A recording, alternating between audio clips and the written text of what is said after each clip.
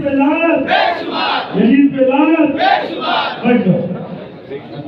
जिसने लानत की है कल मैशर में इमाम हुसैन उसको अपना बना लेगा।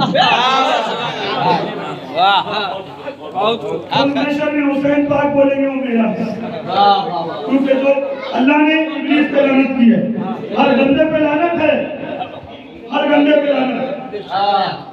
तो सरकार गरीब नवाज ने फरमाया कि मेरा दीन हुसैन है। जब हिंदुस्तान के राजा का दीन हुसैन हो सकता है, हम तो प्रजा हैं। जब राजा का मालिक हुसैन है तो हमारा मालिक कौन होगा?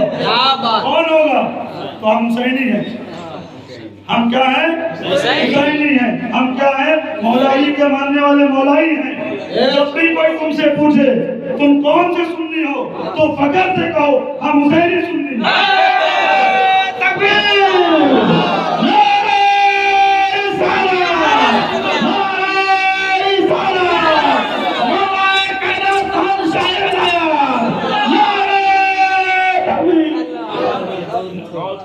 ना हम बरेली सुन्नी है, ना देवबंदी सुन्नी, ना जमाती सुन्नी है, ना अहले हदीस सुन्नी है। हम हुसैनी सुन्नी हैं। जो गरीब नवाज थे हम उनके मानने वाले, जिस पे गरीब नवाज थे उस पे हम हैं। मैंने इंशाल्लाह फातिहा की शुरुआत की जाए। सबको अस्सलाम वालेकुम रहमतुल्लाहि व बरकातहू।